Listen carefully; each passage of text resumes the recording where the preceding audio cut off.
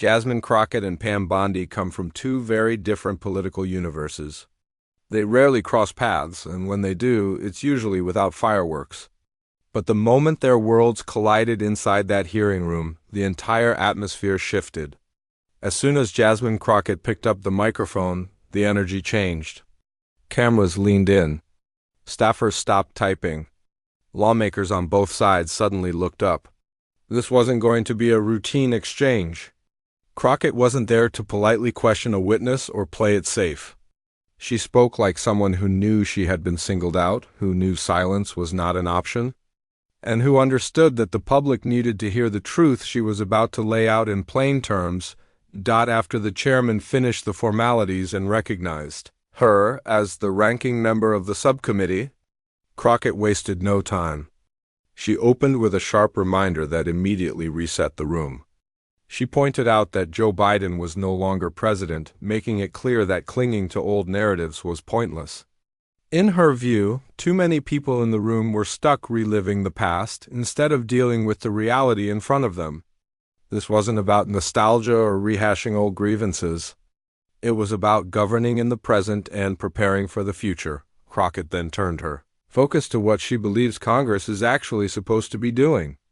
Yes, the hearing was taking place in the Judiciary Committee, but she emphasized that lawmakers are not there to act like prosecutors or judges. Their job is not to run personal trials, decide who should be sued, or argue endlessly over disputed claims. Their responsibility is to write laws. According to Crockett, some of her colleagues had lost sight of that basic duty, confusing political theater with real legislative work that affects people's lives. She reinforced her point by referencing a moment from the previous day, when a respected senator from New Jersey had spoken at length on the Senate floor while breaking a long-standing record. Crockett highlighted his message, which she said cut through partisan noise. The issue, he argued, was not left versus right, but right versus wrong. Crockett made it clear that she agreed wholeheartedly. In her view, the country would be far better off if elected officials focused less on party loyalty and more on basic moral responsibility. From there, Crockett addressed a deeper problem facing the nation, the growing lack of trust in government institutions. She argued that this distrust doesn't come out of nowhere. Much of it, she said, is fueled by elected leaders themselves. When officials use reckless language, play favorites with enforcement, or push divisive narratives, it erodes public confidence and creates real-world consequences. One area where Crockett found rare common ground with the chairman was on personal safety. Despite their political differences, both acknowledged a disturbing reality: threats against members of Congress have risen sharply. Crockett stressed that it doesn't matter which party you belong to. Lawmakers across the aisle are facing an unprecedented level of death threats. She tied this directly to inflammatory rhetoric and selective accountability, warning that words spoken from positions of power can encourage dangerous behavior. Finally, Crockett zeroed in on what she described as a personal and unacceptable line being crossed.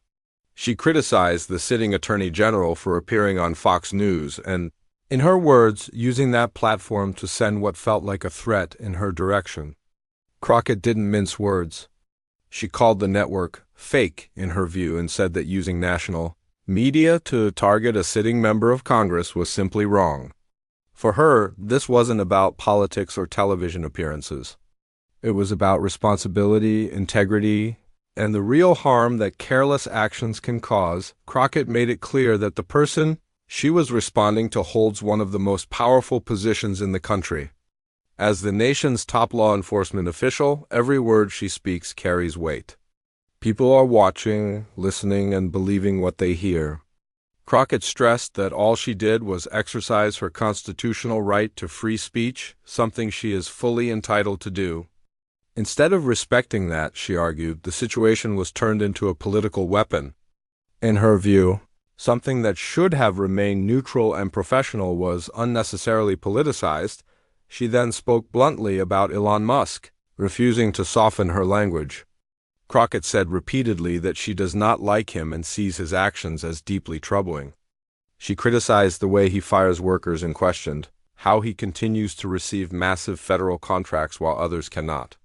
According to her, regular citizens don't get special law enforcement protection or federal resources to safeguard their businesses and personal interests. In her eyes, Musk operates above the law simply because of his wealth, enjoying privileges that are not available to everyone else. Crockett also addressed the global protests against Musk, saying she had openly acknowledged them, even noting that they happened on her birthday. She described the demonstrations as peaceful and said they reflected a growing frustration worldwide. To her, Musk represents a serious problem, and criticizing him should not trigger threats from anyone in power. She emphasized that no official, especially one at the highest level of law enforcement, should ever threaten a sitting member of Congress. She pointed out that anyone who watched her full comments would know she never encouraged violence or unlawful behavior. In fact, she said she consistently advises protesters to consult lawyers and understand their rights before taking action. She has given that guidance repeatedly throughout her career. The fact that other members of Congress have also received threatening letters from the Department of Justice, she argued, suggests a pattern of retaliation rather than fair and equal enforcement of the law, according to Crockett. This kind of behavior is part of why the country feels so deeply divided. The issue is no longer just politics or party labels. The real problem is that Americans can't even agree on basic ideas of right and wrong. She insisted this should never be framed as left versus right. What people want is simple, law enforcement that responds when real crimes happen. If someone reports cybercrime, child exploitation, or robbery, they deserve a serious investigation, no matter who they are. She also addressed concerns about bias in policing and enforcement. Crockett said no one should be dismissed or ignored because of their race or gender. She warned that constant attacks on diversity, equity, and inclusion create an environment where some people feel unworthy of protection. In her view, diversity in law enforcement matters because representation builds trust. Having officers and officials who look like the communities they serve can make a real difference. To close, Crockett shared a personal story from the beginning of her legal career. When she applied to be a public defender, she had no prior experience in criminal defense. She told her future boss honestly why he should hire her, explaining that her background would allow her to connect with clients in a way others might not. That honesty earned her the job. She said she then worked relentlessly for every client, not just those who looked like her. For Crockett, that experience defines true public service: showing up, working hard, and serving everyone with integrity and respect. Thank you.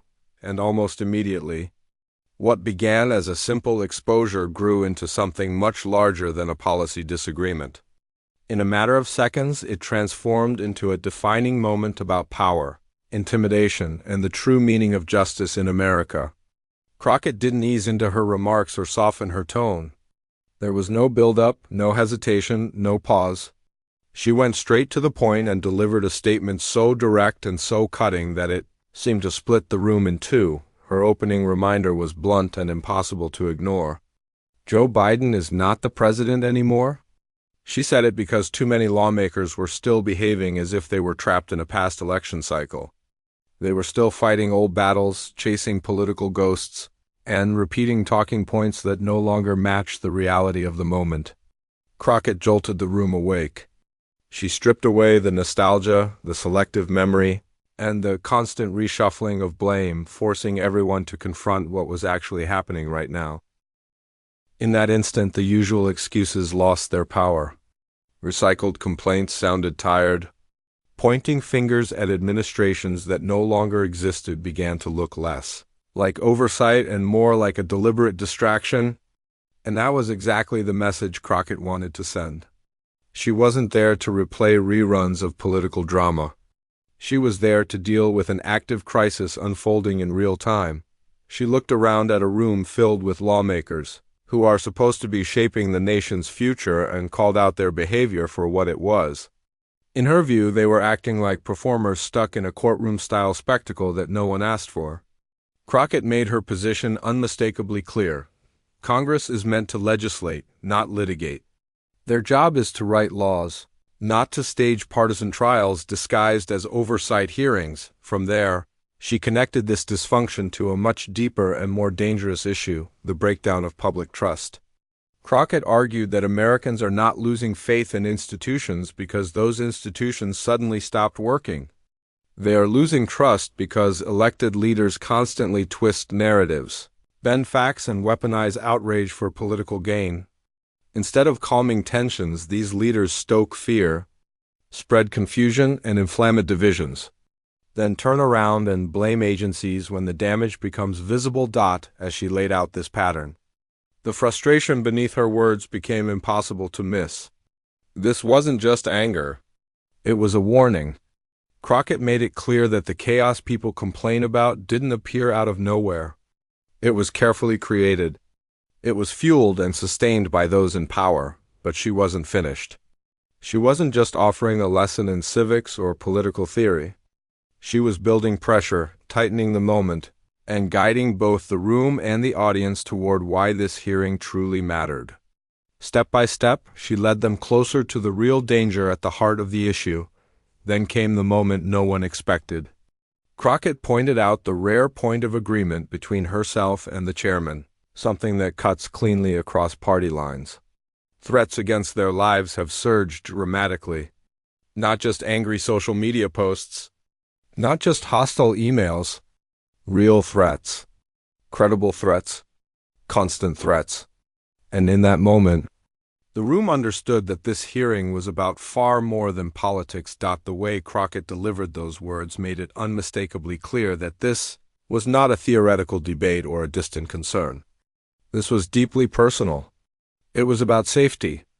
It was about families being exposed to fears they should never have to carry. It was about lawmakers navigating their daily lives under a level of stress and threat that no elected official in a healthy democracy should ever experience. That acknowledgement shifted the emotional weight of the room. It grounded everything she had set up to that point and made what followed feel heavier, sharper, and far more urgent. Crockett wasn't talking about routine political conflict. She was describing the real consequences of reckless power. And from there, she turned directly to the person she believed was escalating the danger, Pam Bondi. Her tone tightened as she explained how the Attorney General appeared on national television. What? Crockett pointedly referred to as Fox News and spoke about her in a way that felt less like criticism and more like a warning. Not a policy disagreement. Not a professional rebuttal. A threat. She made sure the room understood why that distinction mattered. When the highest law enforcement official in the country uses a massive public platform to frame a sitting member of Congress in an inflammatory way, it goes far beyond commentary. It sends a signal. The public hears it. People looking for justification hear it. And those already inclined toward political violence hear it loud and clear. Crockett's message was simple but chilling. When Bondi speaks that way, she puts targets on people's backs, then she raised the stakes even further. Crockett revealed that she was not alone. According to her, multiple members of Congress had received letters from the Department of Justice that felt less like routine communication and more like intimidation. The moment she said that, the energy in the room shifted again. This was no longer about one TV appearance or one comment. It was about a pattern. A pattern she believes shows a DOJ drifting away from impartial enforcement and toward political retaliation. That, Crockett argued, is the real danger. Not just disagreement, but the misuse of institutional power. From there, she turned to Elon Musk, not simply because she dislikes him, which she openly acknowledges, but because she sees him as a symbol of a deeper imbalance in the American justice system. In her view, Musk represents how wealth can bend the rules. She described someone who can secure massive federal contracts with ease, while ordinary businesses drown in paperwork for months or even years. Someone who receives federal law enforcement protection for his facilities, privileges and safeguards that everyday workers, families, and small business owners could never access. Crockett made her point without hesitation. Money, she argued, should not place anyone above the law. Wealth should not come with immunity. And it should never guarantee special treatment in a system that claims to be built on fairness and equal justice for all. Wealth should not place anyone above the law. With that line, Crockett reinforced the heart of her argument. She reminded everyone that her comments about Elon Musk were never a call to action and never an attempt to stir unrest. She was doing what elected officials are allowed and expected to do: criticize powerful public figures. She emphasized that she did not incite anyone, encourage disruption, or promote illegal behavior. In fact, she repeatedly told protesters to consult attorneys and understand their legal rights. Guidance she has consistently given throughout her career. What angered her, she explained, was how those careful, responsible statements were later twisted. According to Crockett, Pam Bondi reframed legal caution as alleged misconduct. That mischaracterization, she argued, crossed a serious line. Beneath her frustration was a much more serious accusation that the Department of Justice, under Bondi's leadership, is not applying the law evenly. Crockett suggested that political critics are treated with suspicion while wealthy allies are handled with care. In her view, selective enforcement is replacing neutral judgment, and favoritism is taking the place of fairness. Then Crockett did something many politicians avoid. She made herself vulnerable by sharing a personal story that directly supported her point. She talked about the moment she became a public defender, despite having no prior experience in criminal defense. She walked into the office and told her future boss that he should hire her because she was black. She even recalled the confusion on his face when she said it. But she explained what she really meant. When Crockett walks into a courtroom, she said, clients who have spent their lives being ignored or dismissed finally feel seen. They see someone who understands their fears, someone who speaks their language, and someone who knows what it feels like to face a system that often feels stacked against them. That connection builds trust. And once hired, she said, she worked relentlessly for every client she represented, not just those who looked like her, but everyone who needed her advocacy. To Crockett, that is what real service looks like. She made a clear distinction. Representation is not favoritism. Representation is fairness. It is balance. It is a way to rebuild trust in a justice system that has repeatedly failed the people it is supposed to protect. Through that story, Crockett drew a sharp contrast between her values and the DOJ leadership she was criticizing. True justice, she argued, requires empathy, accountability, awareness, and diversity, not political theater or intimidation. Her closing message was one she believes the entire country needs to hear. The real divide in America is not left versus right. It is right versus wrong. And as long as leaders confuse political advantage with moral clarity, the nation will continue to fracture. Crockett made it clear she refuses to stay silent. She refuses to be intimidated. And she refuses to allow anyone in power to weaponize their office to silence dissent or threaten elected officials. She left the room with a message that extended far beyond the hearing itself. Justice must serve everyone equally, not just the wealthy, not just the powerful, and not just those with political connections. And she made one thing absolutely clear: she is not backing down from that fight. If you want clear, no-nonsense breakdowns that cut through the noise and explain what these hearings really mean for power, justice, and democracy. Make sure to like, share, and subscribe. More is coming, and you won't want to miss what's next.